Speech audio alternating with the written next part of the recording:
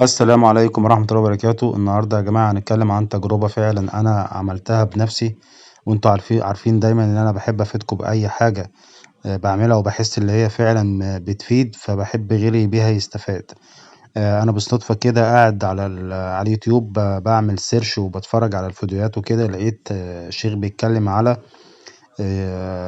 فيديو كده، يعني بيشرح فيه وبيقول إن استخدام الملح مع آية الكرسي بطريقة معينة تعملها، إن شاء الله لو في نكد في البيت أو في حسد أو في خناق بين الإخوات وبعضها مع بعض، وخناق بين الزوجات، الزوج والزوجة يعني، وقاعدين في البيت مش طايقين بعضيهم بقى، ودايما البيت ده فيه صريخ وفيه خناقات وفيه مشاكل، والأولاد مش عارفين يذاكروا والأب والأم مش عارفين يقعدوا من دوشة العيال والكلام ده كله.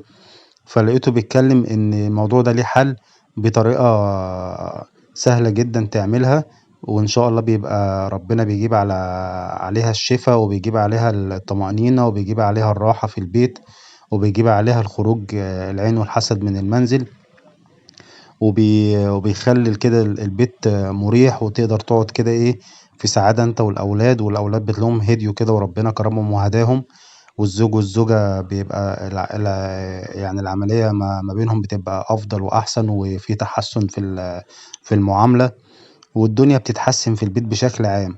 الطريقة دي إيه؟ عبارة عن الملح. ملح ده أساسي، هو ده المكون الرئيسي معانا، وآية الكرسي. بس أنت هتعملها إزاي؟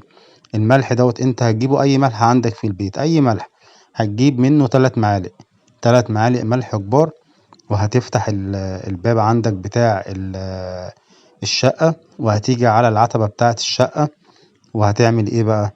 هترش ال3 معالق بتوع الملح واحدة واحدة كده، بإيدك كده بعطرهم على العتبة من جوه ومن بره، أهم حاجة من جوه ومن بره، وترش كده الملح بطريقة كويسة كده، بحيث ان انت تملى بيه قدام الباب كله.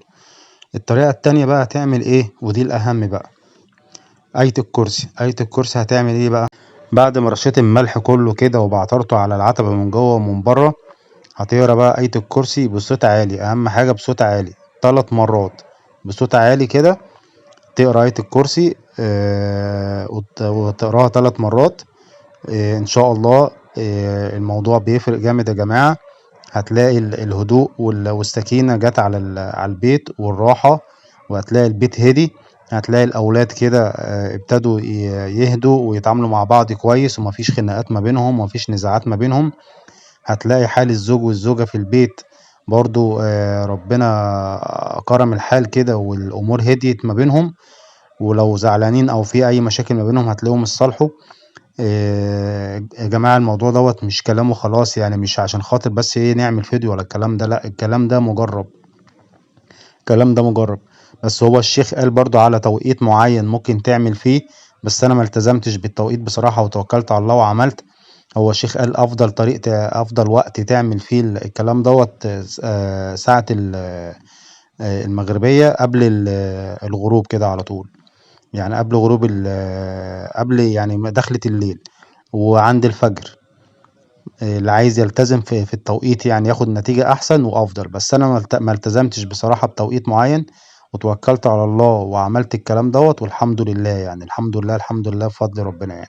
انتوا عارفين انا دايما بحب اشارككم كده اي حاجة بتحصل لي كده وبتفيدني، وبحب افيد بيها غيري عشان خاطر الفايدة تعم وكله يستفاد، عشان خاطر ناخد الصواب برضو في الاول في الاخر، وغيرنا يستفاد يعني.